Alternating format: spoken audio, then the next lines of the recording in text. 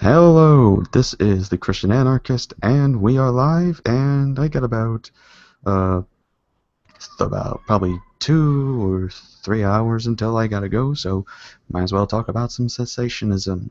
It is a doctrine that I hold to, which holds to the view that, well, people believe, myself, we believe, and if you're hearing background noises, that would be my nephew having a blast.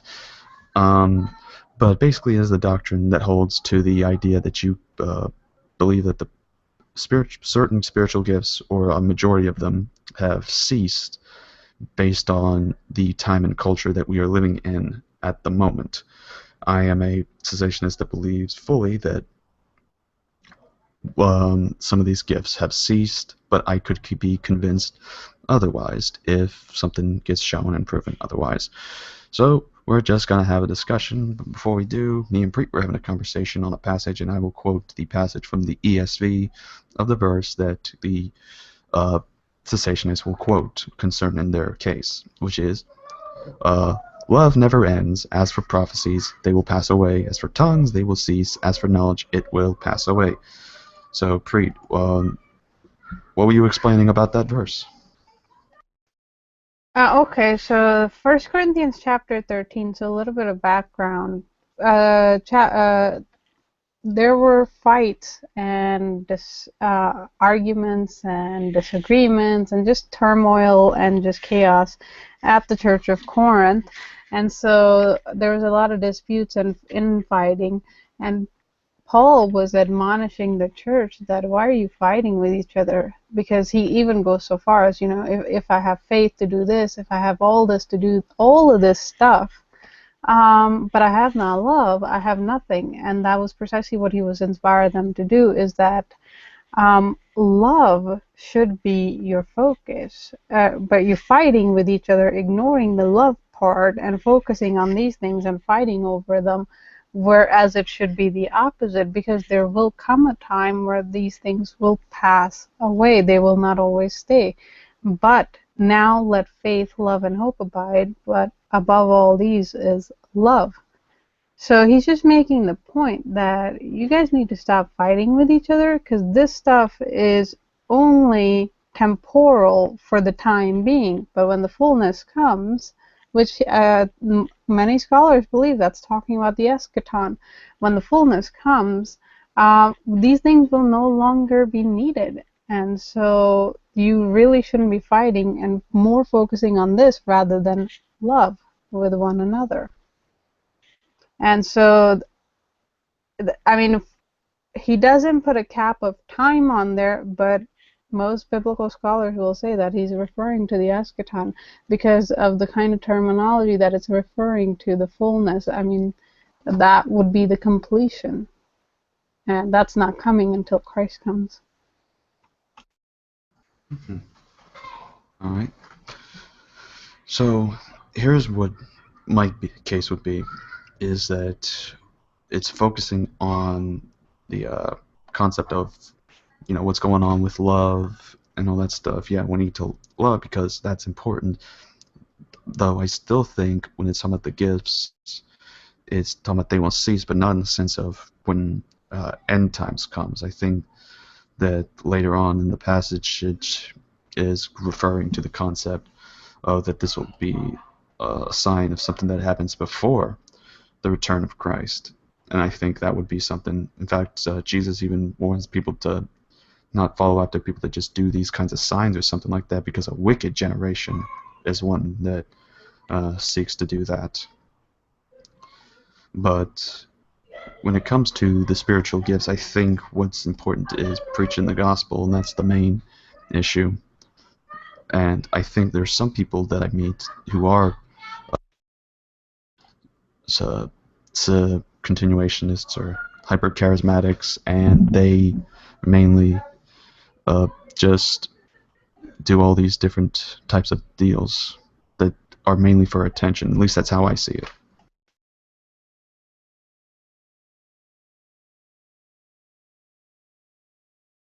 I'm gonna let somebody else jump in. I don't know if you want. Justin, do you have a view on this? Are you a cessationist? Yeah, I have a view on this. I'm not a sensationist. Uh, Okay, good. Yep, and yeah, tackle him then. to me, this verse seems like it seems pretty clear that, as you were saying, the point is that love is the eternal principle, and that everything else will eventually become irrelevant in a sense. Not that it will like disappear completely if there's no need for it. Um, but as far as, whether there be prophecies, yeah, we have prophecies all the way up to the second coming, which we still need. And it says they shall fail. So of course there's going to be an ending point when prophecy or prophesying is not going to be needed anymore because the fulfillment of all the prophecies will happen. And it says whether there be tongues, languages, yeah, eventually there's going to be one language. So there won't be necessary, like, no need for languages, plural, because when Jesus comes, he's going to make one language. And then it says, whether there be knowledge, it shall vanish away. Now, now this is the problem. If you're going to be consistent to say that this is talking about a time when, tongues or prophesying will vanish away, then you're going to have to say knowledge will vanish away too. Therefore, your knowledge of Christ, your knowledge of books, your knowledge should be gone too, in the same sense that you're thinking tongues and the gifts of, the spirit will be gone. But if Well, you have to kind of fudge with that and change the logic to say, well, no, knowledge will continue to the second coming, but not the other ones. I think there's a break in logic there, and I believe it's obvious. It's knowledge is in the sense of, um, I guess, the things you need to know, um, up to the second coming of those things. But yeah, I think it's just to exaggeration. just to clarify, you think that when Jesus comes again, no pun intended, um, you think that quote unquote all knowledge is going to go. No, not That no, not necessarily. I just really think this is more of an exaggeration, than anything else. Just to highlight how much important love is, how much more important love is than all the rest of the, um, I guess, principles and and things in so life. language is going to go as well. No, not necessarily. We're going to speak a language, and I imagine animals will have their own language, but in the sense of relevance, um, that's what I think it's talking about. Like love is the most relevant thing, rather than all these other stuff. What do you mean? Well, so for example, knowledge is puffed up. So, me knowing, a whole bunch of facts and things of that sort, means nothing if I don't love God. You know, me Okay. talking all these different languages or knowing a million words but don't know how to love, um, it's irrelevant. Prophesying, knowing what's going to happen in the future, whether here to 1,000 years, but I don't love God, it's irrelevant. Eventually, these things run out of relevancy, um, when the fullness of those things, you reach to its end. But as far as love, it's always going to be relevant to continue to be alive with God. Well, that's true, but say if I was to throw, because I'm a little bit, confused as to the end goal of what that's trying to come across as. Um, Love can only get you so far. Knowledge in other areas is going to save your ass in other areas. Like if I know a certain species of spider and the anti-venom and so forth, and the mechanism of action for that venom, that knowledge is going to save my ass. Love for God won't. I So I'd say that would be more relevant in that situation. Yeah, in that situation. But if you don't love God, you don't have eternal life. Okay, so it's going to go down that path. Okay, so I see what. Okay.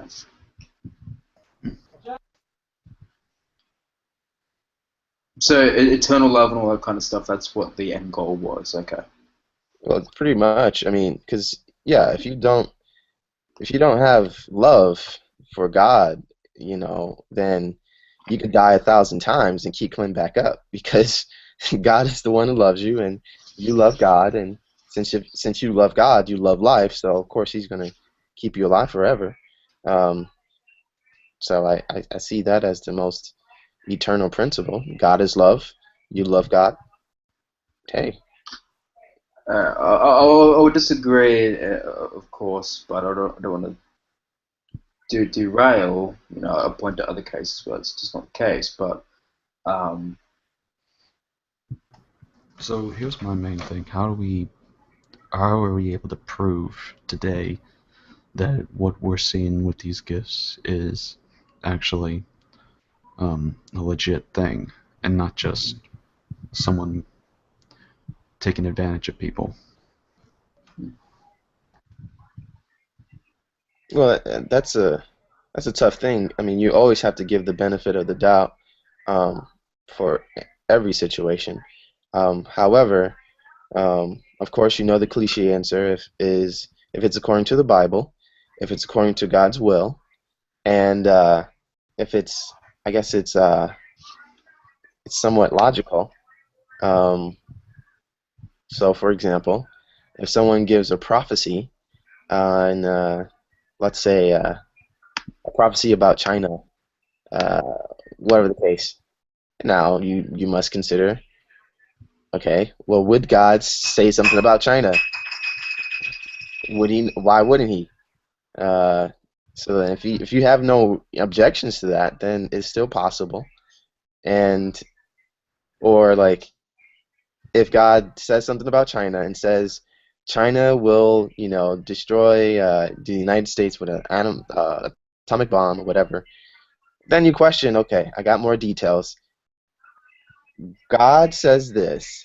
However, according to my understanding of Bible prophecy, that's not going to happen.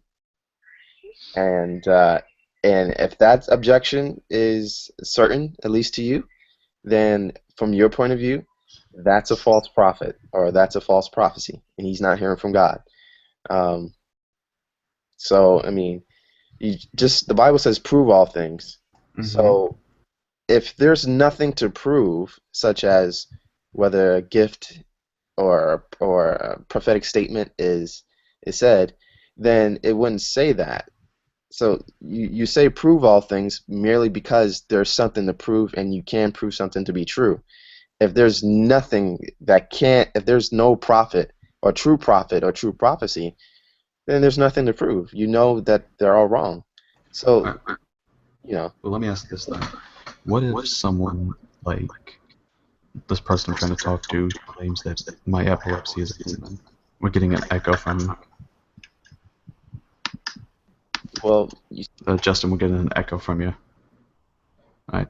So, what if this person that I talk to says that my epilepsy is a demon, and I'm asking him, all right, fine, well, let's test it. I want you to cast the demon out then, if it's a demon. Cast it out so that I don't have this epilepsy. He says, I can do that, but only when you put your faith in me that I can do it through Jesus Christ. So, I mean, is there a I want problem? to say something about that.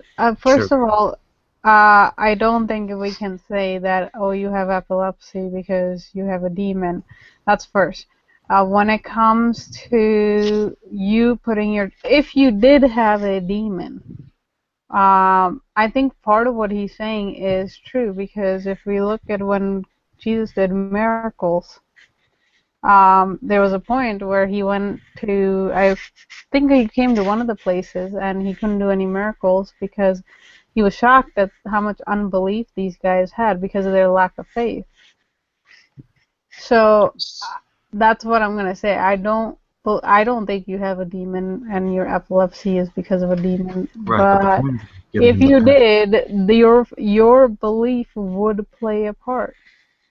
Alright, so I have to, in order for it to work, have to get, I have to put my turn You you belief you in the person. you have to want to be delivered of it. Yes, Right, but what that if someone is the doesn't? But case. here's the thing, here's the problem. What if it's one of those things where someone doesn't want to be delivered? Is it then a all hope is lost situation? No, I think that would vary because if we go to the scriptures, the guy who was like mad outside the city, remember that story? Um, Sure. he was gone mad, and Jesus had to cast out a whole legion out of him. Mm-hmm. So I mean, the guy was like going nuts. So Right, but did this person have faith before that happened? Like before the exorcism of casting out of the legion of I don't demons? think it's always necessary. I'm just saying if when it comes to what I've noticed, especially looking at Christ, whenever he healed somebody, he did say, like, how long will this woman be because of, like, he always correlates it to the kingdom of darkness, the oppression from the kingdom of darkness. He relates it to that. And before he did that, whenever he did the healings and stuff, that was the part of it. People actually wanted to be healed. Mm-hmm.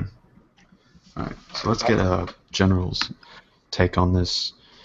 General, what is your thoughts on the cessationism, non-cessationism debate involving the spiritual gifts? I I don't take the Pentecostal view. I do side with the how do you pronounce it again? Cessationist. Cessationist. Cessationalist. Yep. I do side with them, but I don't. At the same time, I don't rule out the possibility of um, a certain miracle in some sense, maybe in the missionary field. So you would be like a Um, partial cessationist then? yeah, yeah.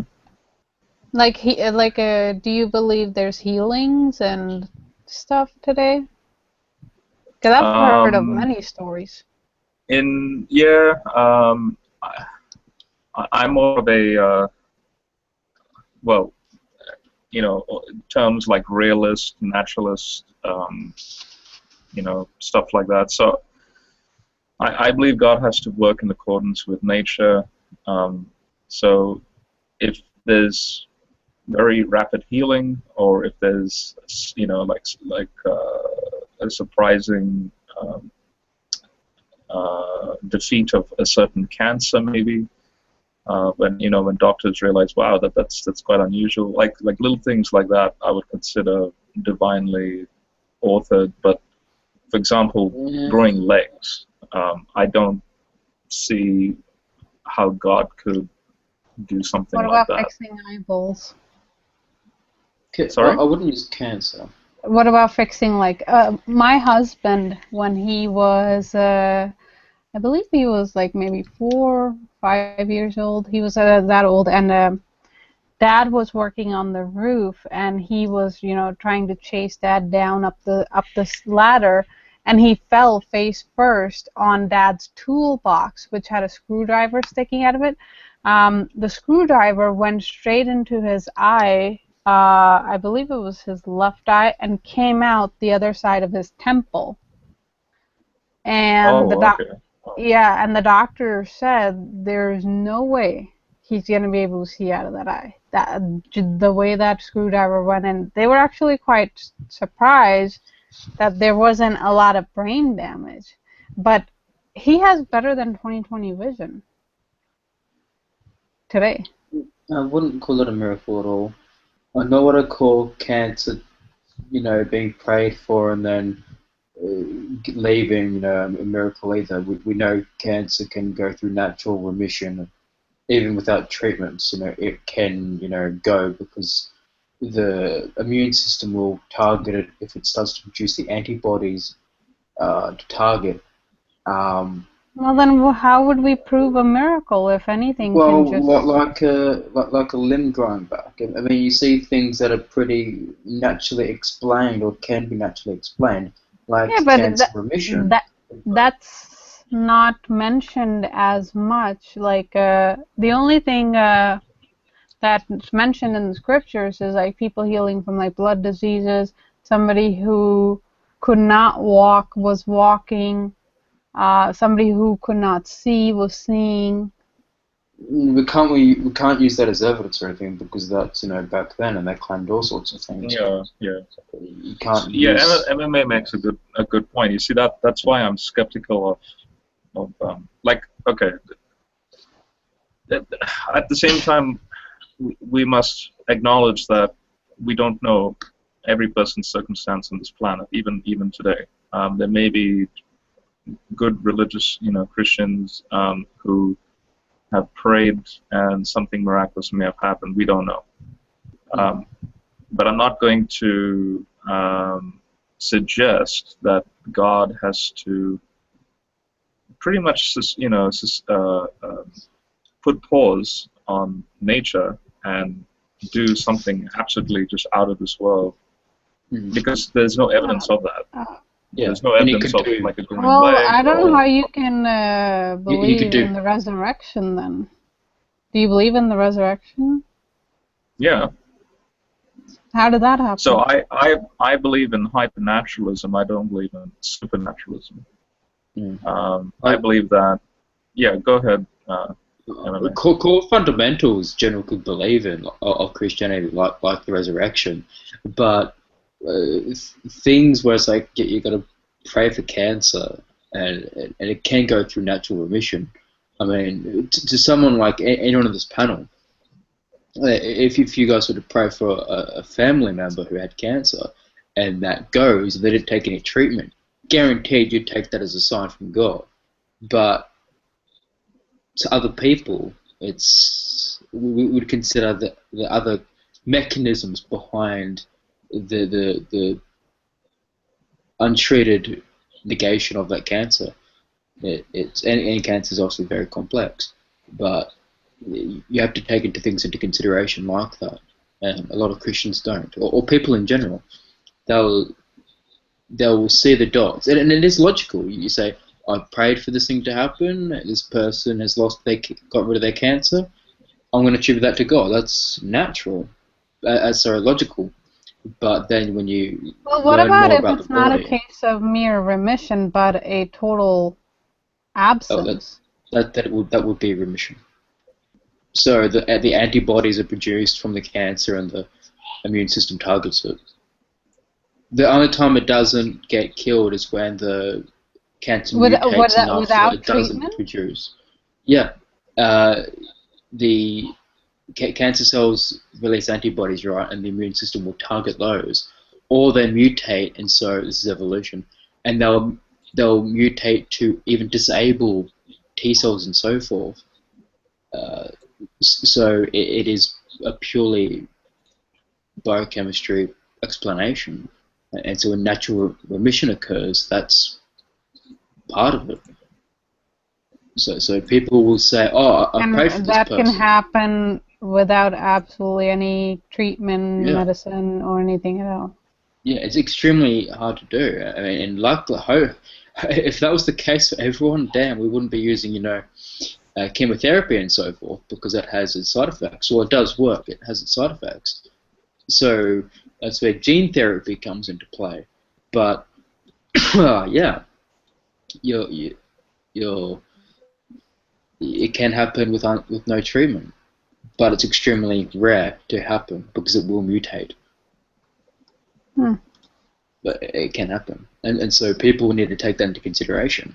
But when people don't have a good understanding of the human body, they Yeah, will okay, attribute that to so the supernatural. with cancer, you can Yeah. explain it naturally, but I don't understand this whole idea of the only way that I will believe it if there's stories of limbs growing. I mean, there's just so many other diseases. Why does it have to be limbs? Well, I think the main thing is if God can heal in this instance, why can't he heal in another? In this Well, exact then it scenario? wouldn't be a miracle. That's what I'm saying. You can't Well, it expect would be. that. It Like, would That be a would be. miracle if That would be pausing. if someone's arm That, just grew back. That would be the exact definition of a miracle. Some but people say, why does it yeah, only have to be that you'll accept it if only I see limbs growing? Why can't it be because other kind of because healing? they can't be explained by any mechanism we know of the human body, and the human body is pretty well, understood. And so something of that There have nature, been cases of people who have been blind and can see again.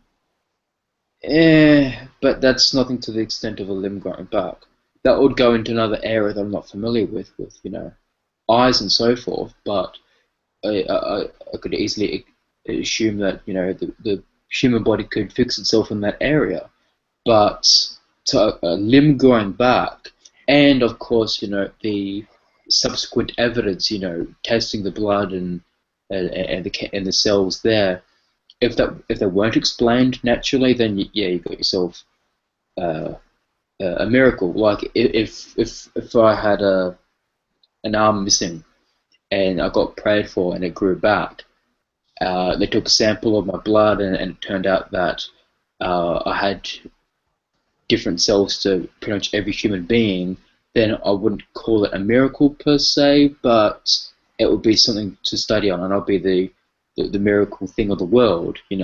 I could hold the secrets to all sorts. But if I had normal cells and everything was perfectly fine, but it grew back normally, then yeah, you'd be looking at something leading towards the supernatural.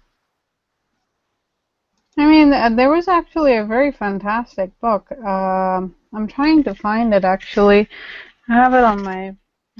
I started reading it. It was actually done recording miracles throughout church history. The author actually went back all the way to first century and followed the growth of the church, and alongside of it, any documentation within church records, church historical records, church writings, any of that,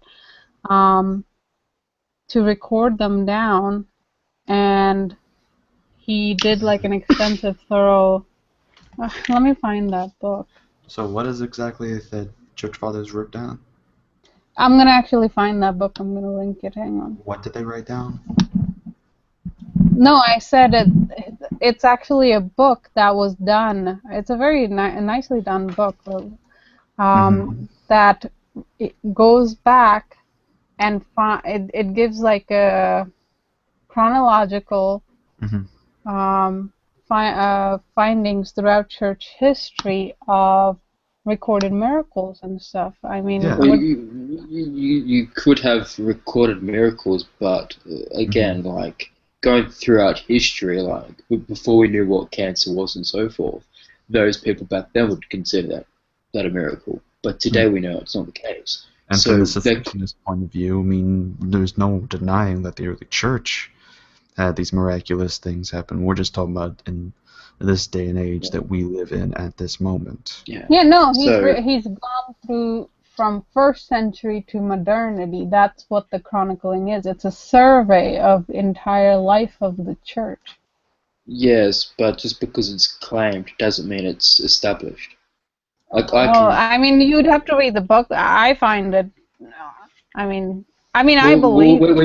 When you read the book, did it look at case? Going back to the first century, you can't do case studies, but did it have any methods introduced to verify what was claimed? Well, how do you verify history? So, for example, because I'm the atheist here, say you guys would all say that Jesus came back from the dead, I would call bollocks. So just because you have a claim doesn't mean it's verified. Well, that's what I'm saying.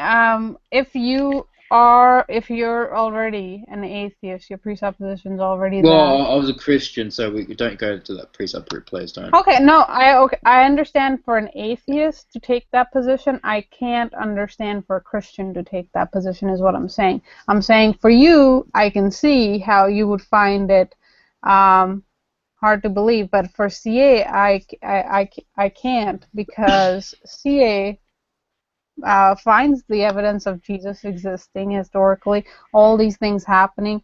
So, I mean, for a Christian to hold the position, that... Historical things I accept, but not any supernatural claims. Yeah, but I mean, I'm saying for Christians who are cessationists, I don't know how they are. Yeah. They would have Is to there any? justify that. Well, what exactly is it that we need to justify? That if you have a historical chronicling, I'm trying to find the Theron book. What's the historical chronicling end? What's the beginning and the ending point? Yes, I'm What's gonna the give you that right now. Hang on. okay? Because we don't deny that it happened in the early church. It could have happened in the 1500s still. But the Well, you point still is, have stories of it. but the Yeah, point still is storage. about that what is going on now compared to what's happened back then. That's the main issue.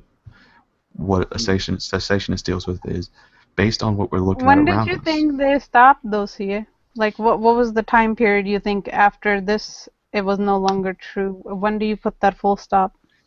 I can't put a full timestamp period because I wasn't alive sometime before then. However, when I was looking into Christianity and got saved at the age of 18 and started looking more into this stuff, I slowly stopped seeing signs of these uh, some of these spiritual gifts actually being considered legit, especially with the experiences that I've seen in high school that people actually believed what these people were doing, even though they admitted that, oh yeah, it was a fake. We were just doing it for attention and all that stuff. So one person did it with for money. One person did it by arranging an instance where he walks up to someone that uh, had So it's broken in the his leg. 21st century they stopped. I Is believe that at what the you're saying? moment. I believe at the moment it is. Yeah, it could have been in the 20th century, but wasn't alive at that time. So No. Okay. So now that it's harder to tell what's genuine, what's fake. So now all of a sudden we're taking the position that they're stopped. I don't see that justification for like, okay, 20. I mean, even if Paul, well, you even have if to you're gonna prove that justify that you have the to prove that Paul they're was legit. talking about that in First Corinthians, I Hmm. mean, Paul was not foreseeing like, okay, guys, what this really means is 20th century and no more. Well, like I Okay, said, so the book that I was referring to, I just put a link to it. I would get that book to you and I would read that. It's as Miracle. long when it's free, Uh, then I will. okay. It's Miracles by Craig Keener. It gives the credibility of the New Testament accounts, and he goes Mhm. all the way back and chronicles throughout church history as well. Mhm. Um, like not just first century, second century, third century onwards. Mhm. If I could say something, as you guys were talking about growing limbs and so on, I believe there's a reason why God doesn't do certain miracles at certain times in certain locations. And Jesus gave a reason for him not doing a miracle was because at a certain city they had no faith. And then there was another instance where Jesus he gave a parable about Lazarus and the rich man, and the rich man as he was burning in hell and so on, he begged that he begged God that, or Abraham in that scenario, that that he go tell his brothers, or that he would come back and tell his brothers, do not come to this place. And then you know Jesus said, as the moral of the story, that even if someone came back from the dead, wait, if a person does not believe the law and the prophets, or Moses and the prophets, even if a person came back from the dead, they still will not believe. And which basically is a principle. If a person will not believe a certain amount of revelation, like the law and the prophets, the Old Testament, and so on, even if something happened to them, the most drastic, miraculous thing happened right before their eyes, they still won't believe. And you kind of see that um, you kind of see that escalating in the story of the 10 plagues in Egypt, where each plague was was like it was growing in how do you say in Severity. yeah, severity or phenomena. It was just getting more stranger, and you could explaining less. So, for example, the turning the water into blood. I mean, the magicians had an explanation. They had a way to replicate it. It got to the point where they were making frogs They were replicating frogs, but then there was a point where they could not replicate what God was doing, and then it got to the point where the with the deaths of the firstborn. Now, even today, with you watch the History Channel where they're trying to explain away the 10 plagues. Only when it gets to the last plague, with all the firstborn children dies, that's when Well, the explanation kind of gets ridiculous. A way to explain it away. It gets really ridiculous. not Not necessarily. necessarily. Okay, well, okay, so let's start from the beginning. They try to explain all those plagues by natural causes. They would say, oh well, this happened, and during that time, of course, the gnats would grow, and because of the blood, of course, the frogs, and because of the frogs, the flies, because of the Well, flies. no. So, for what example, with the blood in the water, that's actually a specific algae, and I'll have to find the Yeah, paper on it. But I and that's mean, that's my we have point. that It's phenomenon, explainable and at that's the not beginning. rare. Well, that's what I'm It's pretty saying. common. Well, that's what I'm saying. In the beginning, it's very explainable. But the point is, it gets unexplainable when it happens at will. So How do how do that happen at will? well, because the death of the firstborn, what a coincidence that all the deaths of the firstborn, like everyone who was Well, how born, do you know that happened? well, Like, that's my faith. So, I mean, we can always right. question who we're talking to. Yeah, I mean, like, and that would be a discussion from the time of the morality of that. But yeah, so you would have to verify that, at least with the firstborn thing. All right, let's get But a. But let's say it did happen. But Hold if on, you hold. give But I mean, I don't understand. I thought this was about cessationism. Right, and we're Cessationists gonna get are, that. We're gonna by get to that. definition, Christians, so they Mhm. can't deny that. Right. So let's get to the next part. So Wayne Fillmore is a cessationist, and he disagrees with what Justin was saying on the issue. So Wayne, explain your case of why you're a cessationist, and what exactly is it that you would disagree with concerning the continuationists or the hyper charismatics.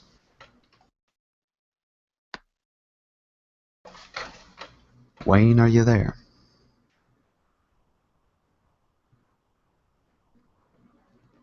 Going once.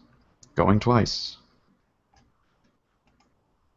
Alright, I think he's having mic problems. So, until he comes Surreal, back. are you there? Because I know Yep, Surreal I'm wants. here, and Do I've you been want to say listening. something? Sure.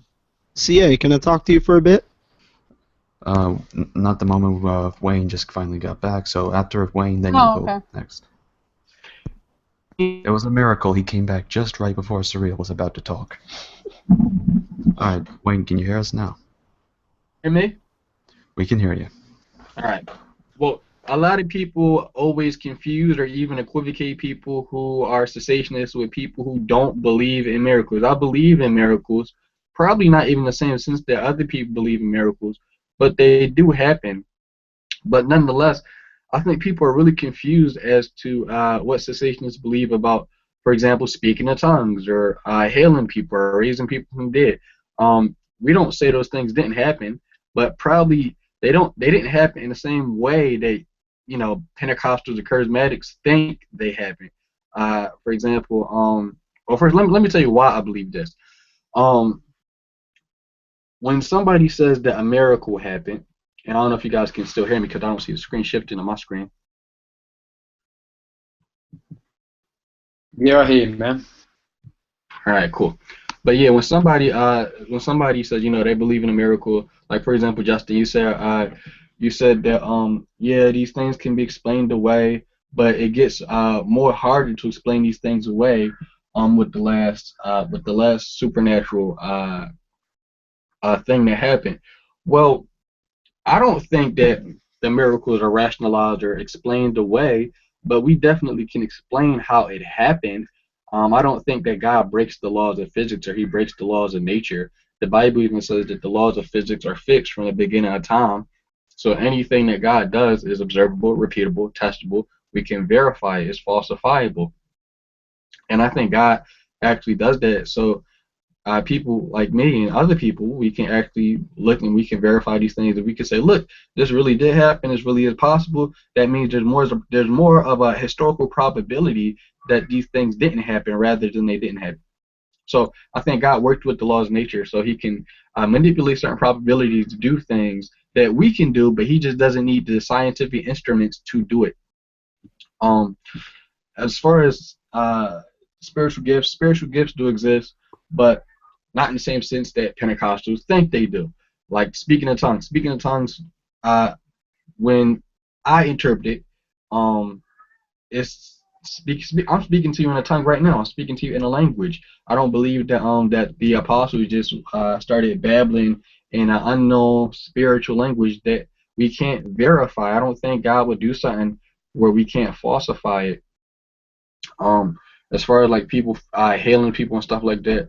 Um, as far as like those type of gifts, certain gifts are not for today. Even First Corinthians says that some of those gifts were for the non-believers because the apostles didn't have a Bible, and a lot of those gifts are not needed today.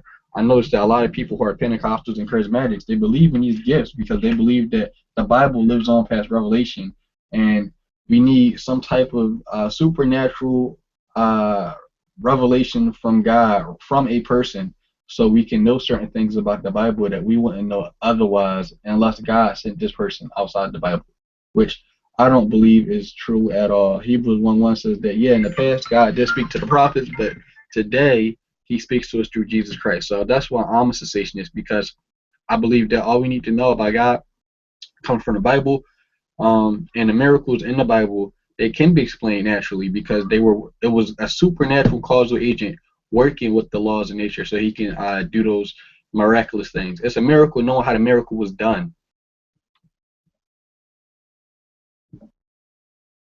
Can I respond to that? Go ahead. So okay. So Jesus raising from the dead, that's not contrary? We can I explain. just have a quick question about that. I would love to know how a person can rise from the dead. Well, I mean, that would help us out a lot. It's a lot more complicated than what I'm about to say, but you guys know, like, even when we're moving and stuff like that, our atoms and stuff are moving around in our body, making quantum leaps and quantum jumps. And so when you die, your atoms and stuff, they don't move around. Long story short, just it's called and MMA, correct me if I'm wrong. I think it's called re-accelerating and recharging atoms. It's almost like it's almost like when you what are those wires when you jump a car? You give a car. Jumper cables. There you go. And so in a sense, it's almost like giving somebody a jumper cable, things like that. That doesn't have any scientific basis. Yeah, I mean, when you I'm gonna die, say hold that's on. a stretch. Yeah, because when you die, it has to do with your cells and so forth, and affecting the overall organism yourself. But your atoms, there will still be atoms. Uh, when you mention the subatomic, the quantum, that goes into the subatomic, and further down that loophole, but that rabbit hole. But that doesn't affect the overall organism. I'm not popping in and out of existence because the things that make up subatomic particles are jumping in and out of existence. So that doesn't have any scientific basis there. Yeah.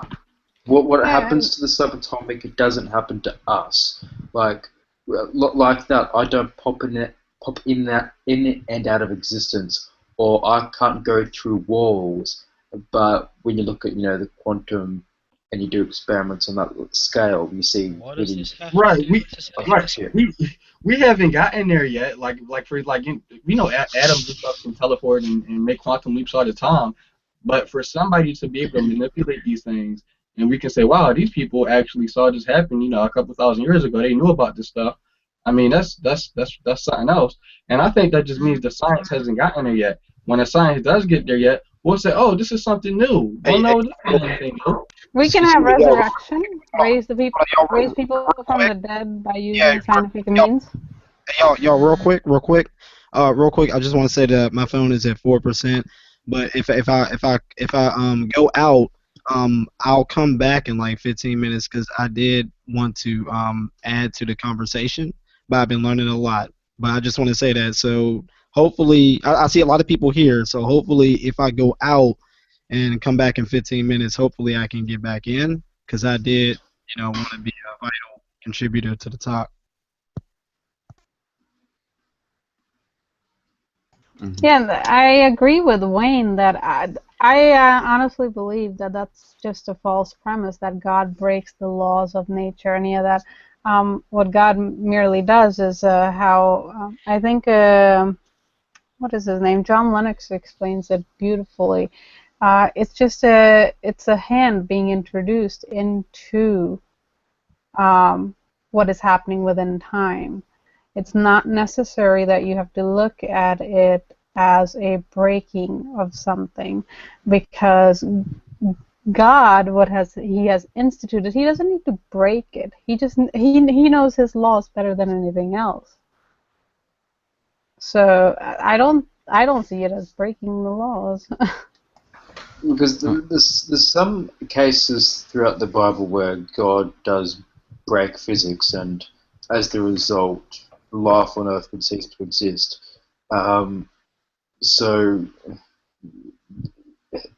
you have to pick Well, and choose. that's Right. assuming. Well, I would say that God's not subject to those laws. I'm just saying He can work them to His advantage. Well, when somebody says Um, that God breaks the laws of physics, they're assuming that the laws of physics or God is bound by the laws of physics, and two, that the laws of physics make things happen. They don't make anything happen. They just describe the patterns in nature that we see, but that doesn't mean there's Yeah. something that we didn't miss. well, so for example, when God, either stopped Earth's orbit or its rotation, that would destroy life on Earth, unless you're on the poles. And if you stop the Earth's orbit around the sun, you kind of the poles will fly off. But in either case, life on Earth, because we are subject to physics, either cease to exist. One half would fly Yeah, off into space, the other half gets yeah, squashed. that's true. Or if So, it stopped its rotation, sorry, if it stopped its spin, its rotation, then all of us would fly off unless you're on the poles. So God breaks physics according to the Bible. well, MMA, I do Hello. have a scholarly article on that, and that actually the sun and moon, it's not even describing the sun and moon stopping. It's to do with something else. Oh, please do link us. Okay. What? Oh, okay. Well, I think we should get back on track because I think talking about the Old Testament, I mean, we're talking about cessationism. Christians who Mhm. believe that today miracles don't happen, healings don't happen, casting out of demons can't happen. Well, it depends on the cessationists. Some believe that some of them exist. Some believe that Right. they don't all exist. I mean, there's Okay, different. so all the cessationists that are in the room, what is your position on casting out demons? Well, let's get a head count first. We know me, Wayne. Not so quite sure. I think General is like partial cessationist. I already know that the atheists in here are cessationists because they don't even believe in. They're full on Yeah. I'm the other one. cessationists. And who's the other one? Oh yeah. Vincent, what is your take? I am a cessationist. But you gotta. There's. I don't know many Christians that are full on, complete cessationists. Just that certain sign gifts have stopped. The sign gifts used to set the foundations of the church and the apostles. All right, well then let's That's ask. what it ceased. All right, so let's ask this, Vincent. Do you believe that what is your thoughts on when it comes to the gift of uh, casting out demons? What are your thoughts on that? I have to look it up because I'm not sure that is that ever really listed as a gift. There's different passages that list the gifts, and I'm not sure that's considered a gift, so to speak. I That think somebody it was. I think it is to a certain extent because not everybody could cast out demons. There were only certain people, so I would consider it as an office, like somebody who is able to do that or does have the calling for it. Hmm. If I could have a question, because you guys all believe in like the spirit and the body and so forth.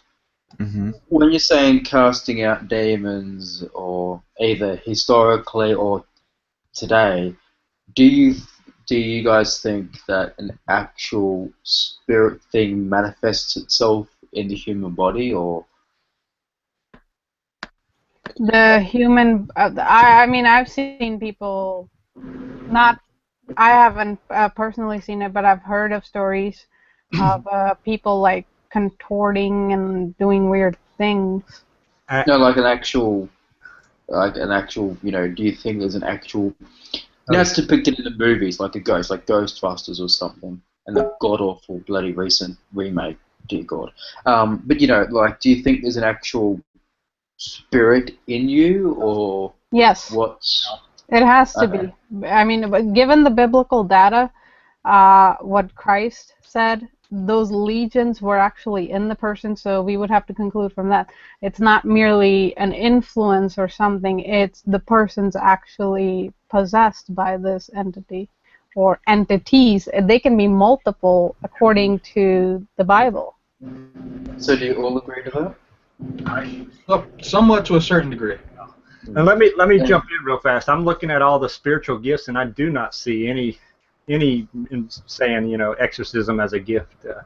You got the Romans, the 1 Corinthians 12, the 1 Corinthians. Well, do you believe that we can do that today, though, Yeah, I Vincent? don't think Because it's what CA I is mean. saying that hold on, he's What I mean not. is that not hold on a not sec, being hold on a a sec. gift. Yes, I believe anyone, Just any Christian can do that. With Yeah, I believe that yeah, too. I don't think it as a spiritual gift. hold on. And the follow up to my question was, so if you think it's in the body and you all seem to agree to that and no one disagreed or voiced their differences, apart from Wayne, but he's 50-50. So where would this be in the body is my next question. I don't know how demon possession happens. It's a spiritual phenomenon. So Yeah, spiritual uh, and like MMA. John Eccles' work is pretty good on that. He's a well, Yes, he's I dead now. like John Eccles' work. John Eccles spoke about what he dubbed the psychon uh, within the brain itself, and there's a lag between this invisible entity, which he called the psychon. He had to invent a name for it, and the what's rest of his the neurons firing through quantum tunneling in the brain. I'll send you the link to that as well. yeah, thank you. No, thank you. Oh, are you doing it in the external or in the side chat? What I'll do is I'm going to compile a dissertation book I have here. I'll put it into PDF format for you. I'll upload it on Google Drives, and then I'll send you the link to the actual work. And then Okay. so this is with respect to Joshua and the Sun and the Moon, and I'll also send you the link to John Eccles' work. Thank you. That will be interesting for me to read that quote unquote research, because me being me, it sounds odd. But yeah, I'll give that a look into it. I wanted to get Baldy's take on this. Baldy, what do you think about this whole Yeah, let's get Baldy's take. creationism? I'm not one. Do you think there's any justification for those who are?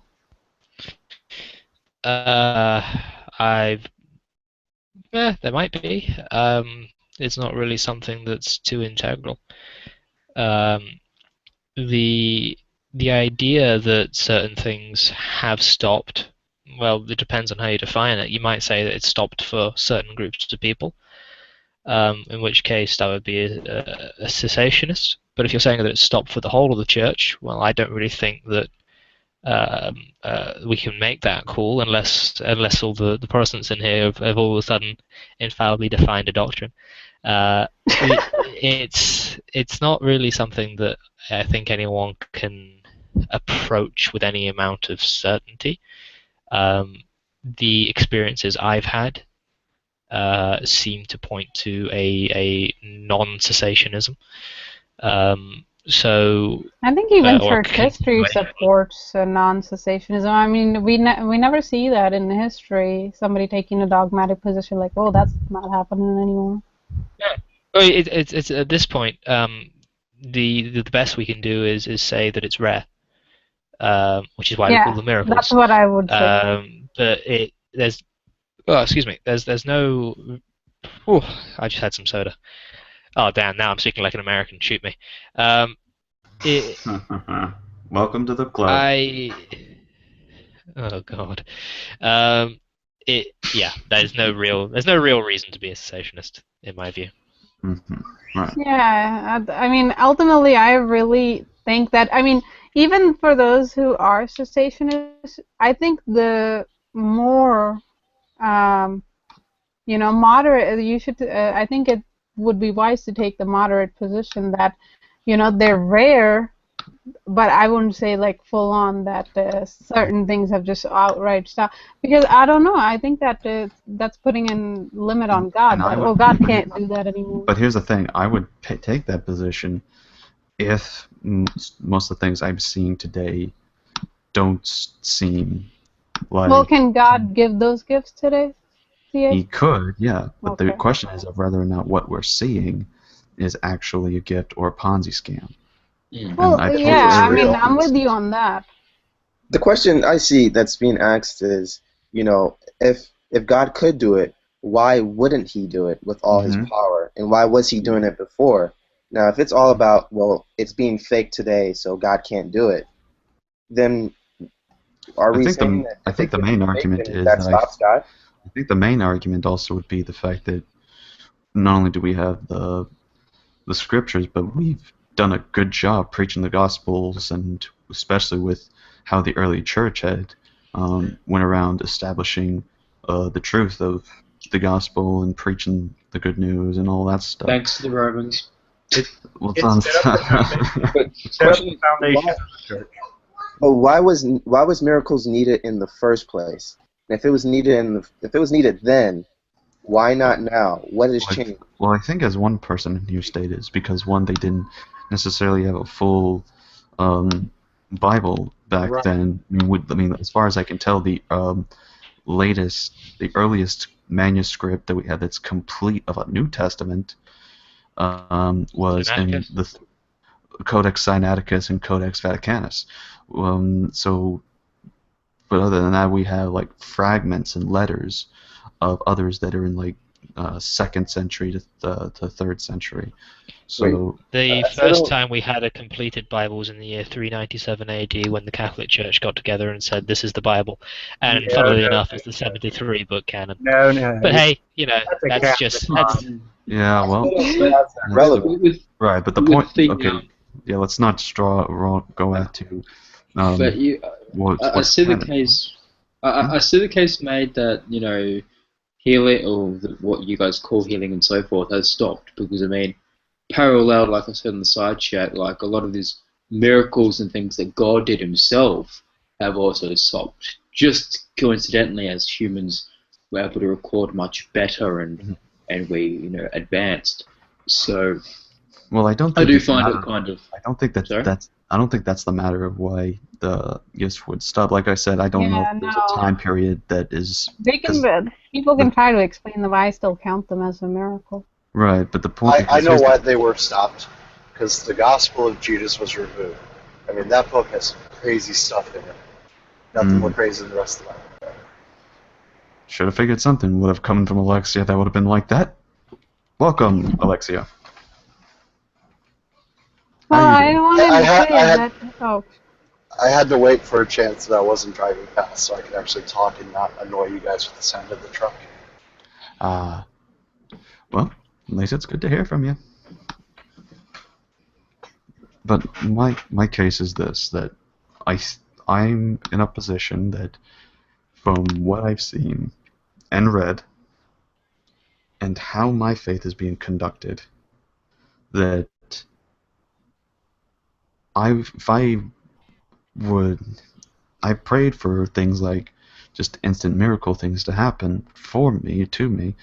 Not only has that been the thing that didn't happen, but me also looking at other experiences, people that I thought were actually able to speak in tongues, they sort of reveal what the secret to that was. Some people, one person managed to try to fake half a cafeteria, people that were at the cafeteria, that he could, oh look, I have the ability to, with the power of God and Jesus Christ, to heal a man's broken leg and make it move. There was a video I saw earlier where this guy's walking with a camera. He sees a guy with a cane, and he touches the man's leg and then says, in the power of Jesus, I heal this man. And then the man lets go of the cane. He's like, what's happening? There's no doubt that there's abuse of this going on. Right, but Absolutely. that's the thing. I The say only that times I see, there's abuse. But Doesn't prove the otherwise. abuse So. doesn't right, negate but that here's it the doesn't thing. But here's the happen. thing. Here's the thing. If you can show me an instance today that can disprove what I had Lords and seen. Holywell. Hmm? Lords and Holywell. What's Holywell? It's a shrine that I visited earlier this year or at the end of last year. Can't remember when. In North Wales. It's called the Holly. It's in Holywell. It's called the Shrine of Saint Gwynedd. It's basically the original lords. It's a fount, and people bathe there and are healed. And I went there and I saw all the crutches that people had left behind after receiving healing, after bathing in the waters and praying at the shrine. At that, I saw them with my own eyes. That they were there at that day? Stuff like that has been recorded in Stuff that's been built up over centuries. Okay, so these were crutches from centuries ago. No, built up over centuries. They were quite recent ones from as early as, I think, 2000 something. Okay. So how did they get hit? Was my question is, we're talking about gifts. Did somebody with the gift of healing heal the person? No one's denying miracles of God, but I'm talking about the gift that somebody has. Somebody has a gift and they can prove it over and over that they have that gift. Right. So I wouldn't doubt if God had healed the person's leg, but if you're talking about a pastor or priest bathing the person and then saying some stuff, then that's the stuff that I would have to take into consideration. So you're pretty much just saying that God has stopped working through people today. It's not that God doesn't do miracles; He doesn't do it through people. We're talking about spiritual gifts, gifts that people receive. A gift is something given to you that you can use. Hold on. You see, this is where you can define yourself out of any sort of paper bag, because we've defined a gift is something that you are given. In this case, a gift is something that we are given to use. That does not mean that the person executing the healing is the one that is healing the injured person. It means that it is God working through them. So if you want to then say, prove that happens, over and over, and that has to happen over and over again, the reason that is defining yourself out of a paper bag and shifting goalposts is because that is putting the Lord thy God to the test. And I seem to remember Satan. We're told to test the spirits. We are told to test them. You're also told not to put the Lord thy God to the test. Yeah, but Vincent, in the New Testament, it even says that the Holy Spirit imparts these gifts, and it doesn't necessarily mean that if He has imparted, it's not for a momentary period. Like, for instance, I can give you an example, just a random example. Like, if this person, let's say, happened to be suffering from whatever disease, and this person next to them were praying, and let's say the Holy Spirit imparted the gift at that time, work through that person praying, laying their hands on this person, that can happen, and that person can pray again for another person and not happen. It can be a momentary thing where he can work through. At that point, not a gift of actual healing. So again, here's my point. You're defining yourself out of the paper bag by shifting the goalpost. Because when the gifts were given in the New Testament, they were able to use them repeatedly over and over. Prove it. That is not something that happens today. I've never seen it. And Wait. I grew up in the Pentecostal church, so don't give me. No. You've just made the claim that it's something they were able to use over and over and over again. Now, from my reading of the New Testament, all I know is they were given a gift to use. There's no mention of them doing it over and over and over again. They were told to go heal all they see, everyone. They didn't leave anyone out. But was that Well, for that point in time only, or was this a specific outpouring? What? So That's you know, the if you description can of the define gift. yourself out of the paper bag, so can I. It's the main point I'm going to bring up here is there is no point at all in pointing the finger and saying God doesn't do this and God doesn't do that just because some people lie. That's like saying the justice system doesn't work just because one innocent guy was executed. It's a non sequitur. I agree, but I'm just saying that what's being called gifts today are not true gifts that as you see in the Bible. Healings happen today, miracles happen, but they're not being. No, the there's problem we're people gonna who have have here- genuine tongues. There are people. And there's two different kinds of tongues that are described. Like the ones that are described at the day of Pentecost, those are actual languages that the apostles did not know. Those were decipherable languages by people because they understood. But then there's another kind of a glossolalia, this phenomena that's being spoken of, which Apostle Paul gives the teaching that, you know, I rather speak more words in a language that can be understood than one that can't be understood. So even with given church discipline, because even in the early church, these gifts were being abused. And so he said that, you know, if there's not an interpretation, if there's it's not being used for edification, then you should not be using that gift. That's a personal gift that's been given to you for your personal prayer life. And I know people who have it, who use it in private and don't make an exhibition out of it. Mm-hmm. All right, so let's get a general's take on this real quick. General, what on the conversation so far?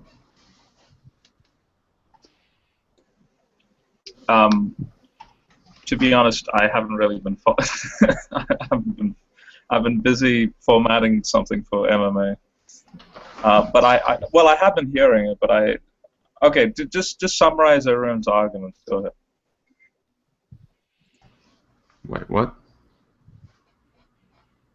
He wants a summary because he wasn't really paying attention. It's half and half. All right, so let's get that from Preet. What's the summary of your general? I would say that my summary would be that although that yes, there is abuse of the gifts, and that there's you know, we do see the abuse, but I don't think we can conclusively say that God is not free to impart those gifts. Just because, that's like saying that, atheists give that line of reasoning as well, that, you know, I don't see any evidence, therefore God doesn't exist. So it's like, I don't see any evidence for these gifts, therefore these gifts don't happen. So, you know, you're using the same line of reasoning. Absence of evidence does not mean evidence of absence. All right, so that's the general argument, General. But it's Preet's general argument. Yes, Baldy, I'm sure, has his own. Well, what gifts of what? The spiritual gifts, the gifts that we Tongues, prophecy, healing, things like that. Okay. Well, again, I would like, for example, let's just take tongues. Is there such a thing as an angelic tongue that the Pentecostal Christians like to brag about, or is it a genuine human language that there's two can be different repeatable and testable? There's two different phenomena recorded in the New Testament and even attested historically. There is the Are you saying that there's angelic tongues? There's let me put it in Dungeons and Dragons language because that's the best way to put this, I found. There is a sort of supernal language, which means the language of angels or of God or something like that, that is often talked about. and it's also talked about in ways such as like the groanings of the soul that only the Holy Spirit can understand, that kind of thing. Yes, in And then there's history also that's tongues such as at Pentecost, where people are just given another language to use, right, and they become bilingual. yes, genuine languages. So there's two different kinds of phenomena. I think someone made that up. Well, I mean, angels actually have a language, and just The like how gibberish that the you look at- Pentecostals are doing Alright, are proven not a real language. There's Alright, no logic behind it. All right, hold on. Let's let General get a word in edgeways. Yes, let's get General in on this. yeah, just before I continue, I posted my link to the PDF document, my Google Drive, to a dissertation titled Yahweh and the Son. And if you just do a word search Joshua 10 in that PDF, it'll go straight to the argument about what was going on. And in fact, it's his entire dissertation in that link, for those who can see the side chat. All right, now I had a conversation with a Pentecost Christian who said that this is like what Baldy just said, that the groaning of the Spirit that only the Holy Spirit will understand. And he went on further to say that ecstatic speech that he prays aloud, and the whole church prays aloud, that's something that is completely heavenly. There's no earthly equivalent to that. So I asked him, I said, okay, if it's a language then, well, what defines a language? So when we speak English, English has a certain syntax, there's certain grammatical structures to it, there's certain phonetic connections between words, and so, for example, we never spell the word and or the multiple ways. It'll always be spelt a certain way. We used to. And it'll always be pronounced a certain way. We used to call eggs iron. As hang well on a as second. eggs. What? What did you say, Baldy? I said that we used to use multiple words for the same thing until there was a sort of a standardization that came around a few hundred years ago. Because of English, English is just such a big melting pot that there had to be an authority established. There's a limit to it. So obviously, like in the modern context, if I was to say you, I can either spell it Y or U, or I could spell it you. But, Well, if you spell it like that, I'll slap you. But you see, my point still stands in that if there was a recorder recording this speech of some heavenly language, and say a year from now, the probability that the same so-called prophecy or what the Spirit is telling the person to say to that other person, that you have the person speaking and then you have the interpreter.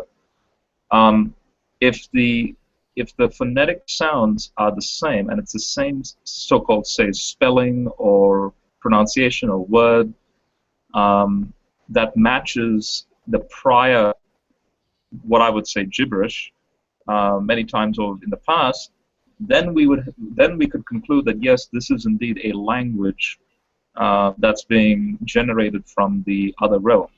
But if it's just gibberish where any form of phonetic sounds are produced and any form of so-called words are produced, and there's no systematic ordering to any of it, then obviously it's made up. And obviously it's a state of mind that people think that they're saying something, but really, it's induced from their own selves. Right. So let me get this a question asked, because we've been talking on the tongues. Let's talk on the casting out of demons. Are you familiar with anything in psychology in that field?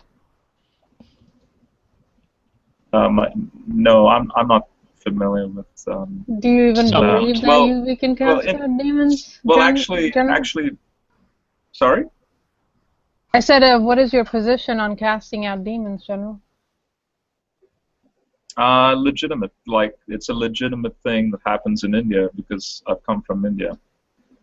And oh, good. You believe recently, there's been a scholar, well, so Christian anarchist knows him, it's Mike Heiser. He started a new podcast titled Pure Anormal, which is basically taking into account and 1% out of all the so-called, demon possessions and UFOs and MUFOs and all that stuff, where there's actual peer-reviewed work in the field of this paranormal area. The other 99% is basically just fakes and hoaxes and all that. So there's legitimate research in this area, and I would take demon possession as a legitimate, like, if you look at the right places and you look at the right studies, there's legitimate stuff going on in that field. Yep. Just a side question. Since you're in India, is there a push for? Because in India there's like a celebration. I forgot what it's for and what it's called. But where they go into that massive river, and they dump it dead, and they also swim in it. Is there like a push to like stop that? Because that's just disgusting. Because from a medical standpoint and diseases, it's because of the waters that derive from the mountains, and to them they consider the cow and a few other gods that produce this natural reservoir of life, I guess. And so what's happened is traditionally they didn't abuse it. Now it's being abused. Before it was a sacred form of flowing water that from up in the hills down, they would use it for pretty much anything, like washing, cooking, drinking. Now it's become, well, okay, so before there were unusual beneficial health properties associated with water. I think scientifically I can see why, but they looked at it spiritually.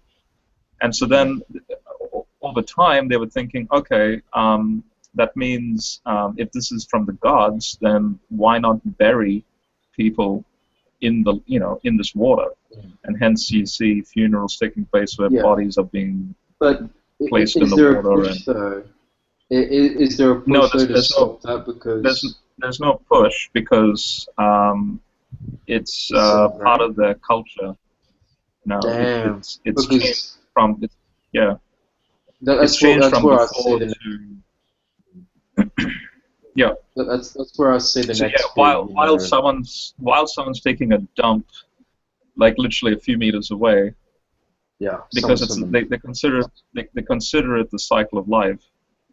There's a person bathing his baby, and another person washing the clothes, and another person drinking, and there's a dead body floating, and it just it's just ridiculous. That's just one area. That's what I think the next big outbreak of whatever the fuck's gonna be. It's like that is grotty, but sorry for the sidetrack there, but that was I was keen to see the situation, but with recapping. Now, for example, I'll give you guys an example of a demon possession when I was very young. I didn't know what was going on. So I was 5 years of age, and this is after the festival of Shiva, where all night you pretty much around the road.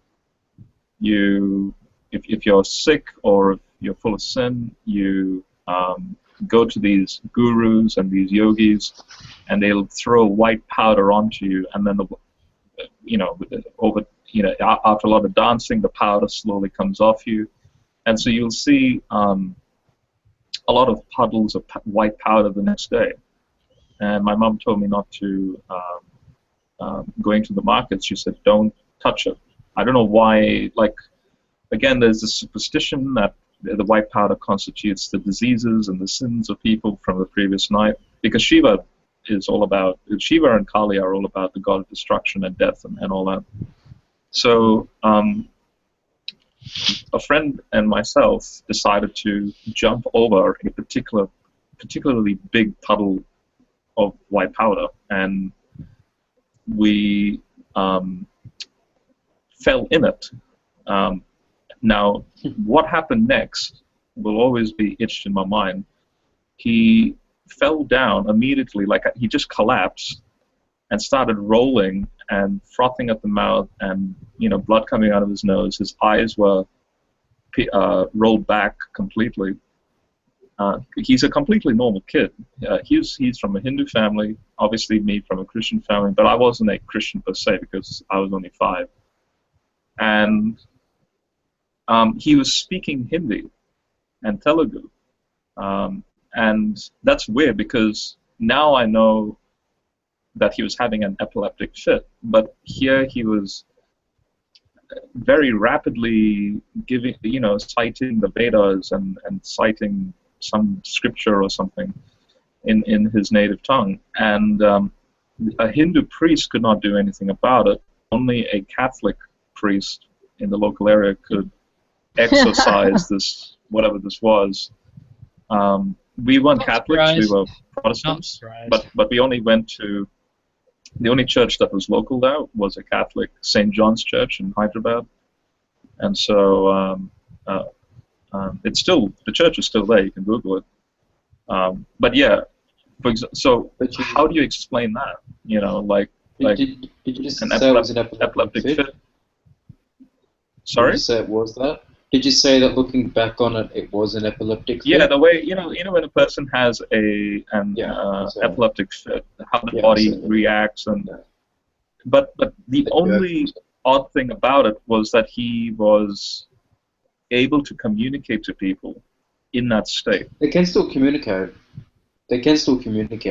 It's pretty hard, and so to stop them from talking and so forth because so where would blood come from? So if the eyes are rolled back completely, blood coming out of the nose, and he's able to communicate to elders very, because he's a kid. We were 5 years of age, mind you, and he's speaking sophisticatedly to pretty much people around him, to those who could speak his language. And that's what's weird about it. So some things, different epileptic fits happen to different people. So some will. But he was also quoting scriptures over and over and over again. We can call it an epileptic fit all we like, but that seems rather coincidental, don't you think? I had a mate in high school. Why happen when he touches the white powder? Otherwise he was a normal kid. It all seems to line up very precisely, is what I think. But why do we need a Catholic priest? Is what I want to know. Why did it stop when the Catholic priest came? That's because we have this thing called ordination. I wouldn't call that anything out of the ordinary. It's because things. But wouldn't you also, if you're going to be skeptical, wouldn't you have to be consistent and be skeptical of your own skepticism here, and admit the possibility of a demonic possession? That's extremely unlikely. Why is it more likely? Why is it less likely that it's demonic possession? Claim. Just looking at the claim of the puddle itself, they think it's got demons and so forth, and it's tainted with sin and all that kind of stuff. Now hold on. It would seem then that their claim has some weight to it, considering what happened next. The series of events is very particular. So you can't just brush it under the carpet. You can't just brush it under the carpet saying, "Oh, that's very unlikely because demons." We have to accept the possibility until you can falsify it. You look at the puddle. I thought doing science was all about falsifying things. If you're saying that these people had demons on them and the next night it was in the powder and the puddles and so forth, then that's implying that your spirits have some kind of physical form to interact with. And that's I'm not a dualist. No, I'm not a dualist. Cartesian dualism came around quite late. So try again. No. Because you can't just say, hold on. That would imply a connection between body and soul. But I believe there's a connection between body and soul. I have to, because otherwise it wouldn't work. They're not separate entities. You have to, but not people who see the body for what it is. So people would be Okay, saying hold that on. they Let me think just that stop. You've made a claim there. People who see the body for what it is. All yeah. right. Now let's If I take look at another if I look look at if that. I, hold You've on. just seen Okay, a I will go story. into You've just seen detail a though. story from a very. I know you're going to go into detail, but the thing is, I'm not a naturalist nor a materialist. The idea that just because these people believe in demons, then it must be something other than demons, isn't an argument. That's the argument I was going with. But you're It going to sounds say like that it, I made the claim of people who look at the body and we understand the body for what it is, right? You're going to go down that line. right? We look at the body, we don't see anything supernatural about it whatsoever. Yes, So if I well, look yes, we at do. what, In if fact, I, if you speak to millions of people around the Uh, world, you'll hear many supernatural experiences, like the one you were just by the talking way, about. at the body, looking just at, so I can just butt yeah, in a second. So this is all my experience was. I'm not trying to, yeah, of course. put a claim. All I'm saying is this is legitimately what happened, and now you guys can, debate it. Yeah. So it's I'm just saying how I that look at shoving this the is demon thing under the rug is neither healthy nor safe. I'm just calling it bollocks. There's nothing wrong with me calling it bollocks. I mean, you might need a Catholic Well, priest in one day, that so. case, I can call But your view so bollocks with just as much oomph, and no one is going to be any the wiser. but that would require evidence that it's supernatural. It could be that he caused something, or it could be an epileptic fit. You don't know. But You it have to also go could be case by something case. supernatural. Why does it have to be And something the supernatural? fact that all of these If beliefs are it could built be up over. explained, hold on. If it could be explained through naturalistic causes, like for example an epileptic fit, why does it have to be a fucking demon? Why can't it be an Yeah, epileptic but fit? you would have to assume. If it has to be explained through naturalistic causes, you have to assume that these naturalistic causes have nothing to do Yes. with anything supernatural, which I don't hold to. I think that a supernatural cause can lead to naturalistic causes, which you can then apply any terminology you want to. It has nothing to do with what actually caused the event to happen in the way that it did. So you think that spirits can affect material things? Oh, absolutely. Yes, of course. I mean, So look, what? Absolutely. I am in Hold my on. as my body is right now, with some soul or spark driving it. Um, I I believe there is a very deep connection between Okay. body and soul. I'm not So a what dualist. happens if so okay, so what happens to people that go brain dead from certain accidents or something? Why doesn't their spirit, since you claim that spirits exist and you have them in you, why can't this spiritual thing override the physical limitations of the brain and correct for that? Why isn't that a thing? Well, we have stories of that happening. In fact, You I have remember stories, meeting a but I want gentleman. of I like can remember you meeting a gentleman called Graham Seed, who uh, was homeless, and he was found in a coma, and some Christians took him to a hospital. Um, His family was called in saying that he didn't have long to live, and these Christians had brought him into the hospital, decided to come around his bed before his family got there and pray for him, and he woke up. And I met this gentleman. I shook his hand, um, and he was quite sincere, and I have no reason to doubt his story. And I think he's written a few books on it. I'll have to go find them. But just that we do have these sorts of instances. I myself have had instances where I have seen demons and wrestled I'm not with talking such about things. like So comas and Yeah, so my forth. I'm husband talking sees about. them. I've Hold on. just I'm told you talking about about a actual. specific. I'm I've just talking told you about about not a specific instance of a comas. coma I'm where talking someone about woke up through actual. spiritual No, not means. comas. I'm not talking about comas. Things where people actually have neurological deformations, so Right, can't. They can remember certain tools, but not people's names. right, They're brain dead in some areas and so forth. This right. the people that have these kinds of things are in the millions. If each of these people have a spirit, why doesn't the spirit override that kind of effect from the brain? If I What makes you croak think and the spirit hasn't been Well, damaged as well? actually, no. I'm actually going to answer him, Baldi. General, did you ever read Eccles's book, which is The Ghost in the Machine? Yeah, that's the that's And what that's I a sent. phenomenal book Right. for answering what you were just raising. So what What Eccles was into is that I sent MMA the book is titled "How the Self Controls Its Brain." yes, All right, there you so go. hang Yeah. on. All right, let's get Wayne because he's been silent for a bit. Then we're gonna get to Vincent. Um, what Wayne? What is your take on the demons thing? We've heard from General and pretty much I believe everyone else on that aspect. What are your thoughts on the casting out of demons? Do you think this is one of the spiritual gifts that we still have today with us, or is this also within the camp of the cessationists? I At mean, least a we certain. have to have this Oh, gift. We're kind of Christian screwed. and Anarchist. We I didn't don't. know that was discussion.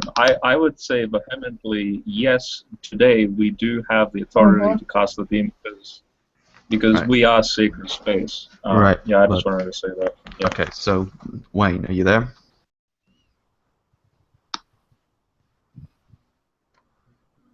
I'm here.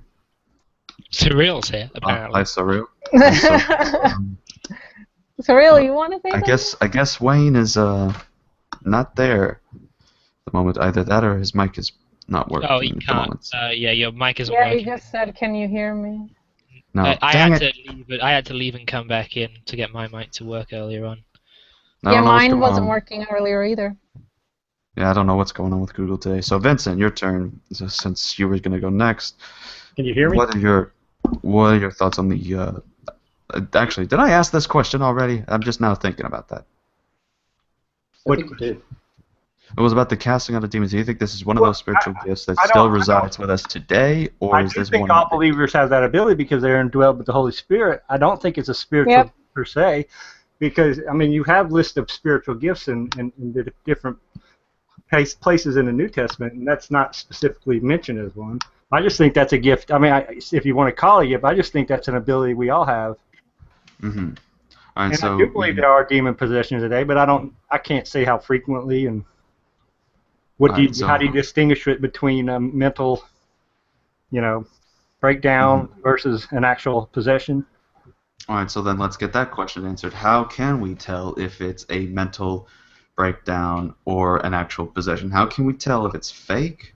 I will say Or I've been in the presence of someone that just an ominous feeling coming from them. That's always horrible. Usually, what I've been told by people, like my mother-in-law can actually see them. She actually works in the real estate, so she shows people whenever she goes out for like showing people houses that they're gonna buy. She's like, I'll just see them walking around. They're in those houses that people are about to buy, and she can see them. I see them too. Yeah, my husband sees them. I have never seen it, but what they describe sounds very like they're not lying. So like MMA, None of them are. I don't base my theology on my experience, but I will say I have experienced things. But Well, I can say I've experienced things as well. Like when I was a little kid, my mum woke up and started screaming, going, "Asa, look out the fucking window!" I'm like, "What?" Right now, and I could have sworn, no bullshit, I saw what looked like a separatist battleship from Star Wars. But I'm not gonna claim it was battle droids or UFOs or anything. I don't know what I saw, but I'm not gonna claim anything dumb about it. I'm just gonna shrug it off and go, eh. See, the problem I with that don't. is you're assuming that it's dumb to claim any sort of spiritual experience. In fact, you've even put it on the level of something that everyone here knows is fictional. And you're, without any sort of hesitation, placing every claim that we've just given you on that sort of, oh, you must be mistaken level, without actually being any Yeah. serious. So you're following an Yeah, ideology. I You're can not do. actually I can doing any just. I sort of can do. I investigation. can do just that. MMA, Anecdotes. if you hooked up my husband and my mother-in-law, like they're the only two. I mean, I think people have to have the gift to see into this. This, I believe, is a gift, to be able to see into the supernatural realm, the spiritual realm. That, I believe, is a gift, because I don't have it. I can't see them. And there's been instances where I've been standing right next to my mother-in-law, and they can see them, but I can't. So I believe that is a gift, that there's certain people who can see them, and for whatever reason, God has them seeing into that. Um, but if you were to hook them up to a lie detector test, I can bet you they would pass. Well, polygraph testing, yes and no, it doesn't work. It's not technically a lie detector. It detects, I your have to agree heart with rate him. and stuff like Yeah, that. that one Yeah, polygraphs are dumb. it's So, not like, dumb, but I mean, I it's mean, yes if and they're no. not lying, then, and if we could, I It's don't not know, a lie use the truth detector. serum That's and the thing, then Mom. get them to It, fess up, and they say that yes, we are seeing things. how polygraphs work is, this is also a tangent, is you ask baseline questions like where do you live, what's your name, and so forth, and then measure your heart rate to that. And then when they ask you other questions, if your heart rate jumps at them, sometimes it can be lying and so forth. So polygraphing isn't really I do actually agree anything with to you on go that point, but I do by. want to press you on Yeah. something, MMA, and that is, don't you think it's more of an ideology that you will simply dismiss any claims of spiritual happenings, even from people like Well, myself who have just told you that we see these things? Um, don't you think it's more of an ideology that you would dismiss these things rather than no, I would say that like? I'm going to I mean, it's dismiss very them well for to the. say I have no evidence, and um, Yeah. I will choose to disagree. But you can't simply go, oh, it has to be something else. I I think mean, if you're going to just dismiss something as absolutely impossible, I think you're failing what it means to actually do an investigation. we've actually Well, I had can't do an people. investigation, now can I? Well, If You you can claim, hold on, talk hold to on. me for a bit. If you guys claim, make one claim right, I can't investigate that for any reason at all. I just can't. If you say that you saw something even a year, even yesterday, I can't validate that. So necessarily, I just negate it But because there's it's lots of things when we it's an can't anecdote. validate. There's lots of things we can't. The validation principle is something that no one should be living by. There's plenty of things that we can't validate. Well, so again, like before you joined, we're talking about cancer and so forth. And if someone doesn't get treatment, but they're getting quote unquote prayed for, well, then you find out, well, hey, cancer can naturally, regress. That's Yes, but nothing you're out of not the seeming to ordinary. get this. We're not saying that supernatural events have to be boom in your face. We are saying that certain ones, especially very tricksy demons, will work in very subtle ways to make it look as if they're not there. Because How convenient. the easiest way to look, you say it's convenient, but this is a millennia-old belief. Um, I don't care how long it's been a belief for. That doesn't make well, it true. the reason that you should care about things that are old is because there's a grain of truth to everything, even the You want to stupidest of sell? lies. Well, yes, there has to be. You No. have to base everything on truth. A lie is a twisted truth most of the time. yep. But not getting off on that tangent. The reason you should care about things that are old is because it is an accumulation of people's knowledge over centuries. Now, yes, I will agree that certain superstitions will play into that and things will get slightly warped. However, to dismiss it all as simply old-fashioned and superstitious um, is silly. And it's silly because it's taking a hammer to a structure which has been built upon by generations. And it also disrespects everyone that has come before us that might have put forward these sorts of ideas. Now, there are ways that but again, this is just two different ideologies. My ideology and your ideology clashing. My ideology states that everything is both spiritual and material, and Mhm. interacts on both levels. You are saying it's simply material. Now, we both then have a burden of proof. I have to show you that there are indeed spiritual happenings, and I've given evidences such as Lord's and St. Gwynedd, such as my own experiences, No, that's not evidence. and the rest of it. That's not evidence. But in your ideological lens and framework, and I'm going to say this is an ideological lens and framework and not actually doing science, we'll dismiss this entirely in favor of a naturalist, materialist approach. To prove my case, I just have to point to other natural causes that can cause the same symptoms No, of look, what you again, I'm going to say it again and hope you get it. That proves nothing, because I'm going to read it in a very different way to you. If you say cancer can progress naturally, well, yeah, but that doesn't exclude any supernatural causes. But you'd have to prove it had to be supernatural then. And good luck. Yeah. Let's say if you're praying, the thing is, even if I were to bring a series of events which looked absolutely supernatural, such as the one that General just showed to you, which from the very faces of it, it does seem like a supernatural occurrence. It is around it's an very. Anecdote. I can't go off anecdotes. There's a high standard which I'm applying. But there's also the recorded miracles of Saint Gwyned's and of Lourdes. So the idea that you it's anecdote, dismiss it entirely, doesn't quite hold up. Well, actually, it kind of does.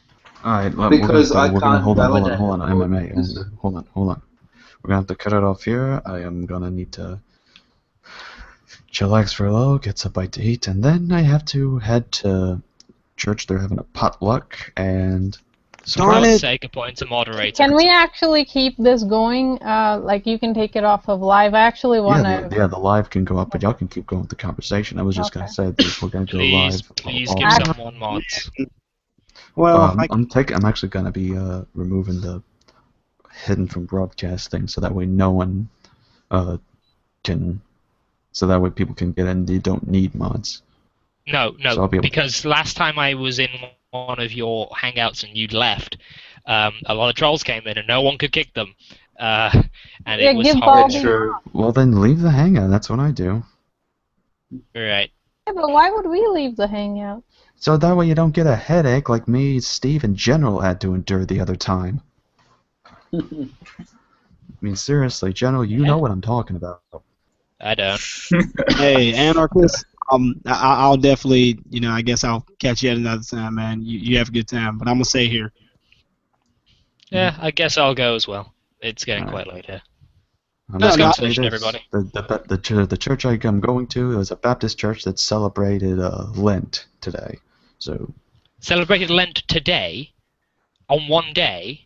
It's supposed to be before Easter or something like that. You celebrated Lent for one day? Is that? I don't know if they did celebrate it for one day. I know they said it was the 6th. I don't mean it was the 5th Sunday. They said, listen. I'm trying to explain.